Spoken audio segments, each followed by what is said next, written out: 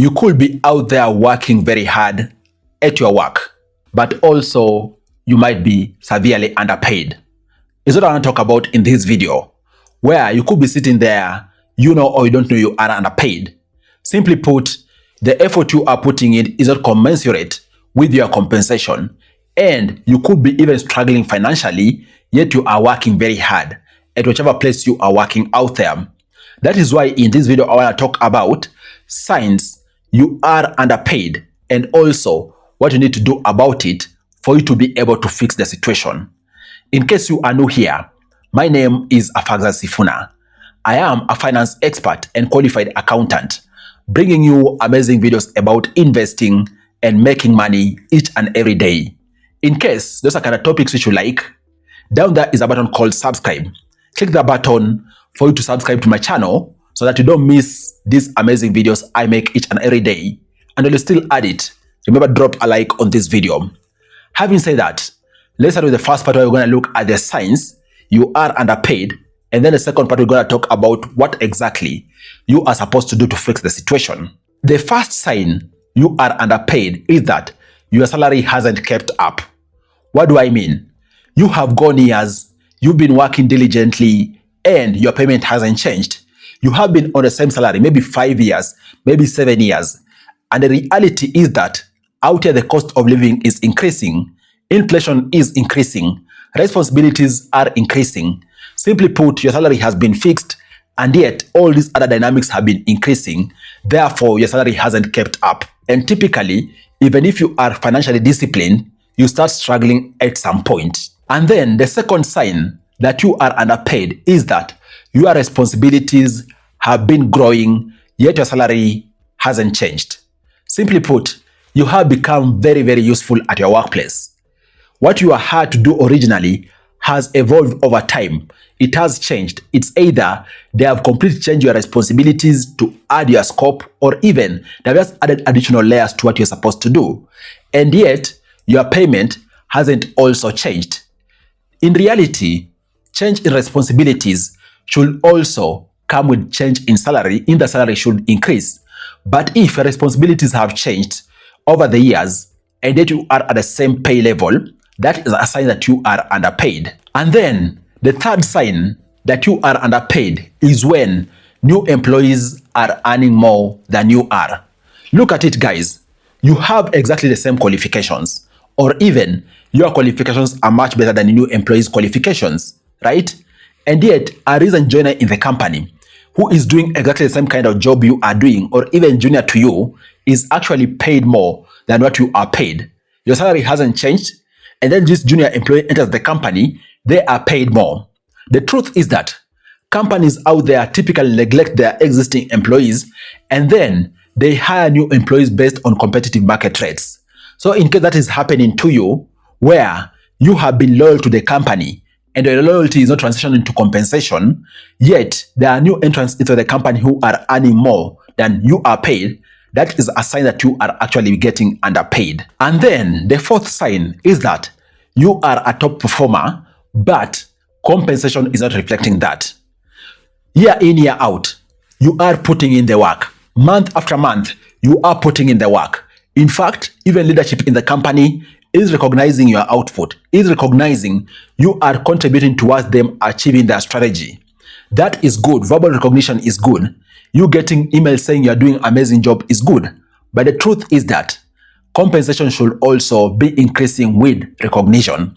So in case you are there, you are recognized as a top performer, they are basically massaging your ego, because the truth is that you being recognized as a top performer and yet your money is not changing isn't the very ideal.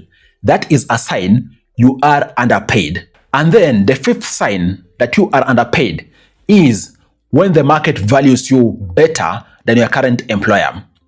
The true valuation of what your skills are worth or what you can offer is what the market dictates.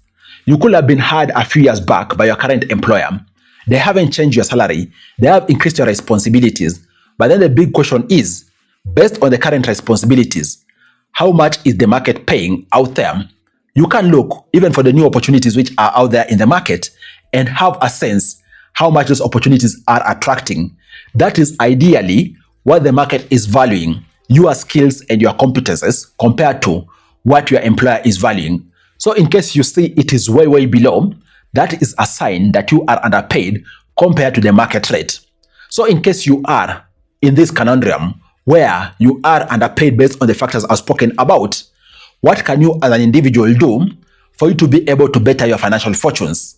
Let's talk about that in the second part of this video. The first thing you need to do is to know your market value. Guys, before you do anything, before you even think about negotiating for your salary, before you think about, for example, even moving, you need to really first understand how much is the market paying for your skills and competence. Do research to understand.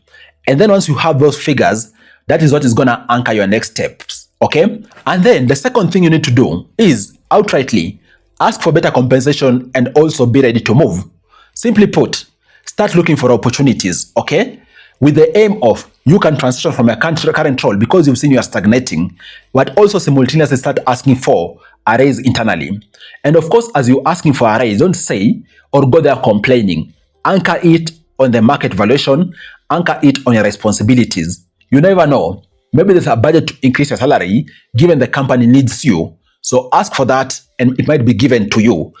And also, if the company pushes back very hard, of course you are there to protect your job. Don't argue very much. You just prepare to move, because if you can be valued elsewhere much better compared to how you are valued right now, you prepare to move too, because at the end of the day, you are responsible for your own financial well-being. And then the third thing you are supposed to do is build a second and even additional streams of income. What most people out there don't realize is that the less you rely on your salary, the better your financial position, the more relaxed you're going to be working. And even, unfortunately, the more respectable you're going to be at your workplace. That is why don't just rely on a salary. Start doing freelancing. Start doing consultancies. Start doing businesses. Simply put, build your second stream of income.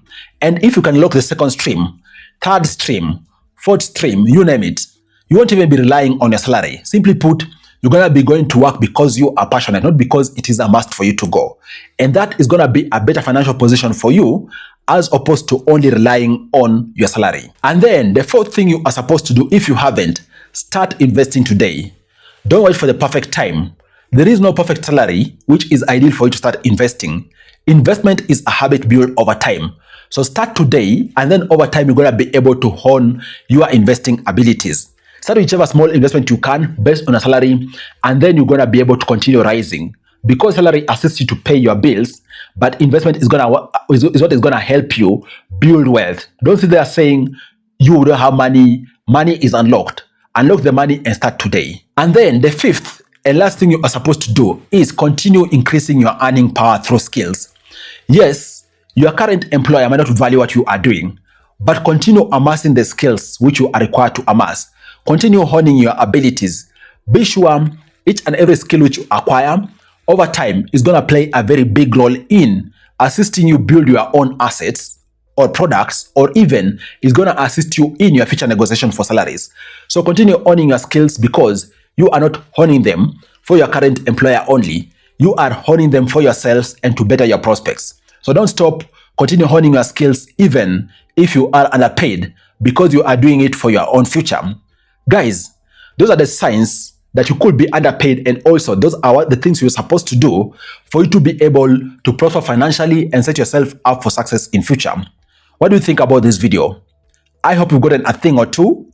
Looking forward to share with you other amazing videos next time. Cheers, and you all stay safe.